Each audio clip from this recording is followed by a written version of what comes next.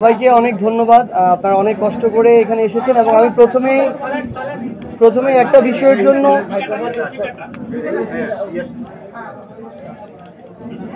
আপনাদের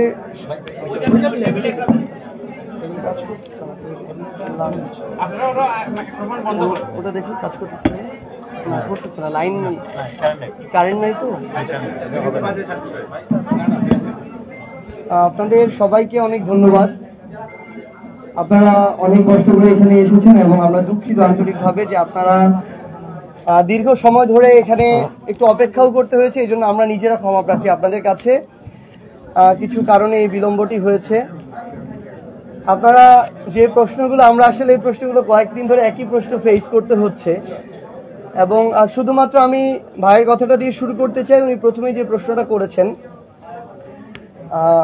ফেব্রুয়ারির 15 তারিখের মধ্যে যে নির্বাচনের কথা বলা হচ্ছে, আমাদের দেখেন নির্বাচনকালীন যে সময় ফেব্রুয়ারি জানুয়ারি, এটা নিয়ে কিন্তু আমরা আমাদের জায়গা থেকে বিরোধিতা জানাইনি, কিন্তু আমরা আমাদের জায়গা থেকে জনগণের প্রত্যাশাটা তুলে ধরেছি। আমরা বলেছি যে মৌলিক সংস্কারগুলো যদি না হয়, জুলাই সনদের আইনগত একটা শক্ত ভিত্তির উপরে এই জুলাই সনদের ভিত্তিতে যদি নির্বাচন না হয় এবং আমরা যে সংস্কারগুলোর কথা বলছি, এগুলো সংস্কারগুলো সাস্টেইনেবল হওয়ার জন্য, আইনগত ভিত্তি শক্ত হওয়ার জন্য যে গণপরিষদের নির্বাচন, একই সাথে নির্বাচন উইথ গণপরিষদ, এই গণপরিষদ নির্বাচনটা যদি না হয়, এত বড় যে একটা গণহত্যা হলো, এটার যদি আমরা ন্যূনতম বিচারিক প্রক্রিয়ার দৃশ্যমান রায় আমরা না দেখতে পাই, তাহলে আপনি যেই সময়সীমায় বলেন না কেন, সেই সময়সীমা এটা জনগণের আকাঙ্ক্ষার সাথে প্রতারণা, আমরা আমাদের জায়গা থেকে এটা মনে করি। তাই আমাদের জায়গা থেকে স্পষ্ট যে বার্তা, যে এটাই বাস্তবতা যে সকল যে বিচারিক প্রক্রিয়া, এগুলোর রায় ফেব্রুয়ারির মধ্যে হবে না বা হওয়া সম্ভব না। কিন্তু দৃশ্যমান কিছু গণহত্যার সাথে সরাসরি সম্পৃক্ত যে ব্যক্তিরা, শেখ হাসিনা, কামাল থেকে শুরু করে আরাফাত, পলক থেকে শুরু করে যারা ছিল, এই ফ্যাসিস্টদের সবচেয়ে বড় যারা বাহক ছিল, ধারক ছিল, তাদের রায় কার্যকর কিংবা রায় প্রকাশিত হওয়ার পূর্ব পর্যন্ত অন্তর্বর্তীকালীন সরকার ওই প্রক্রিয়ায় তাদের জায়গা থেকে জনগণের আকাঙ্ক্ষার বিপরীতে যেতে পারে না।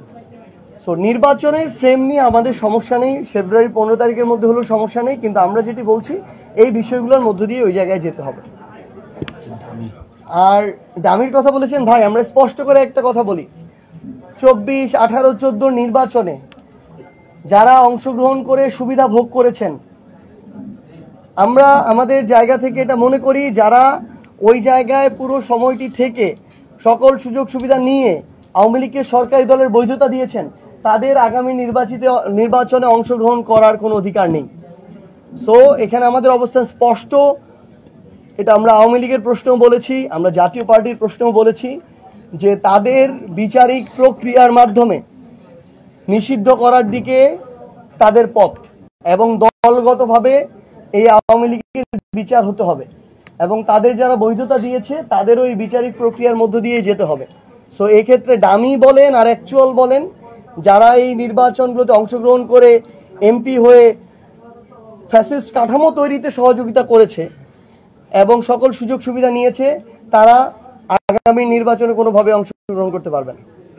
আওয়ামী লীগ আবার মাথা চাড়া দিয়ে উঠছে, আমেরিকায় হামলা করেছে, এখানে সরকারের দুর্বলতা আছে কিনা, আর শাপলা প্রতীক এনসিপি না পেলে বিকল্প কোনো চিন্তা আছে কিনা, বা শাপলা প্রতীক কিভাবে না পেলে এনসিপির অবস্থান কি? আমরা হচ্ছে সংযুক্তি করছি, যেটা হচ্ছে আওয়ামী লীগের কিন্তু যাদেরকে ধরার কথা তারা কিন্তু নিরবিচ্ছিন্নভাবে ঘুরে বেড়াচ্ছে, প্রশাসন কোনো পদক্ষেপ নিচ্ছে না, সেখান থেকে আপনাদের অবস্থা। ওকে, প্রথমে ভাইটা যদি একটু বলি,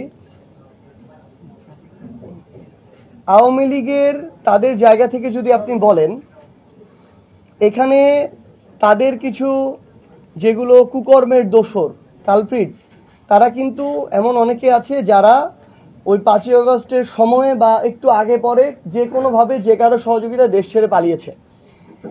তারা যখন ওই দেশে এই ধরনের আবার অনাকাঙ্ক্ষিত এই ঘটনাগুলো সৃষ্টি করছে, আমরা মনে করি বাংলাদেশের পররাষ্ট্র মন্ত্রণালয়, অন্তর্বর্তীকালীন সরকার, তাদের পক্ষ থেকে ক্লিয়ারলি এই বিষয়ে অ্যাকশনে যাওয়া প্রয়োজন এবং তাদের জায়গা থেকে আমরা দৃশ্যমান পদক্ষেপ প্রত্যাশা করি, যেটা নিতে তারা এখন পর্যন্ত ব্যর্থ হয়েছেন। মাহফুজ আলম ছাত্র উপদেষ্টা, তিনি যখন এরকম একটা ঘটনার মধ্য দিয়ে যান, পরবর্তীতে আপনি যখন আবার ছাত্রদের যে অভ্যুত্থানে যারা নেতৃত্ব দিয়েছে তাদেরকে নিয়ে আপনি একটি সফরে যাবেন, আপনার ওই প্রতিরোধমূলক ব্যবস্থাগুলো নিয়ে যাওয়া দরকার ছিল। আপনি নেন না, এটা আপনার গাফিলতি, এটা আপনার সীমাবদ্ধতা, এই ব্যর্থতার দায় আপনার স্বীকার করতে হবে।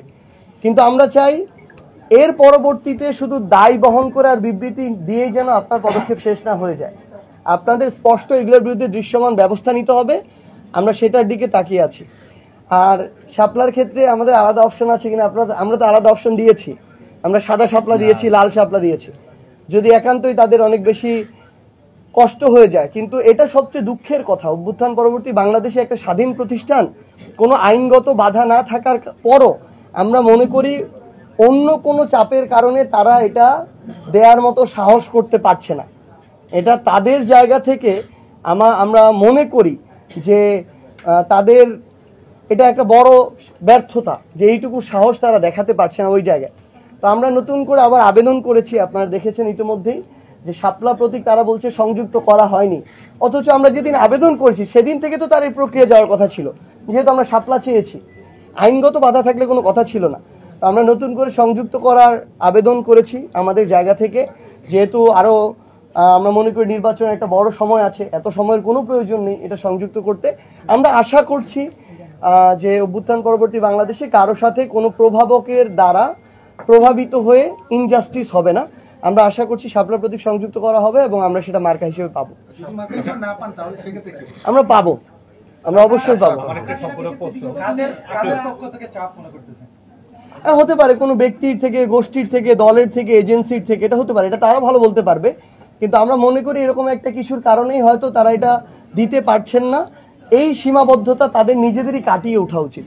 একটা লাইন শুধু এড করি ভাই, যদি স্বাধীন একটা লাইন এড করি, যদি একটা লাইন এড করি, আচ্ছা ঠিক আছে, এটা প্রমাণ করে যে এই নির্বাচন কমিশন স্বাধীন না। এখন আপনি প্রশ্ন করছেন যে আমরা যদি শাপলা না পাই কি করব, আমাদের ক্যাম্পেইন তখন হবে যে এই বিপ্লব পরবর্তী বাংলাদেশে একটা স্বাধীন নির্বাচন কমিশন। ভাইয়ের প্রশ্নের এক লাইনে উত্তর দেই, কাঁঠাল তো জাতীয় ফল, এটা তো একটা দলের মার্কা, তো জাতীয় ফল হতে পারলে ফুল হতে পারবে না কেন? এরকম তাদের বিধিনিষেধ, আইনে কোনো বাধা নাই। সকল ধরনের বিধিনিষেধ আইনগত প্রক্রিয়া যাচাই করার পরেই আমরা এই মার্কাটা চেয়েছি। ভাই, একটা রাজনৈতিক দল একটা মার্কা চাওয়ার আগে এই ন্যূনতম ক্রাইটেরিয়া তো চেক করবে, আমরা চেক করে দিয়েছি, এখানে আইনগত কোনো বাধা নেই।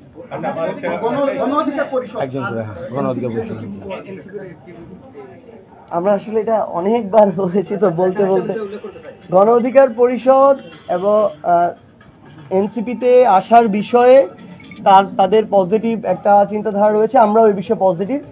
আলোচনা চলছে, আলোচনাও পজিটিভ ভাবে এগিয়ে যাচ্ছে। এখন পর্যন্ত ফাইনাল সিদ্ধান্ত হয়নি, ফাইনাল সিদ্ধান্ত হলে পুরো দেশ আপনারা একসাথে জানতে পারবেন। আপনাদের জন্য একটা নাসিরউদ্দিন পাঠান, ওনার তিনটা বক্তব্য খুব মন্তব্য করতে হবে। উনি বলছেন যে ফেব্রুয়ারিতে নির্বাচন হবে, একটা আরেকটা বলছেন যে এনসিপি জাতীয় পার্টি যদি এক হয় এনসিপি হয়ে সবাইকে আসতে হবে। এটা বুঝি নাই। এনসিপির নামে এবং এনসিপি এই নামে সবাই এনসিপিতে যোগদান করবে, অন্য নামগুলো বিলুপ্ত হবে। আরেকটা বিষয় বলেছেন এই যে এই দুইটা পয়েন্টের হচ্ছে যে আনসারটা দিতে হবে। ভাই আর প্রথমটা আপনারা জাতীয় বিষয়ে বারবার বলেছেন নির্বাচন কমিশন যে 15টা তালিকা দিয়েছে, মানে আপনার প্রতীকে, সেখানে কিন্তু আমেরিকাতে স্থগিত করা হয়েছে, জাতীয় পার্টি কিন্তু আছে, সেটা নিয়ে আপনারা কোনো ইনিশিয়েটিভে যাবেন কিনা?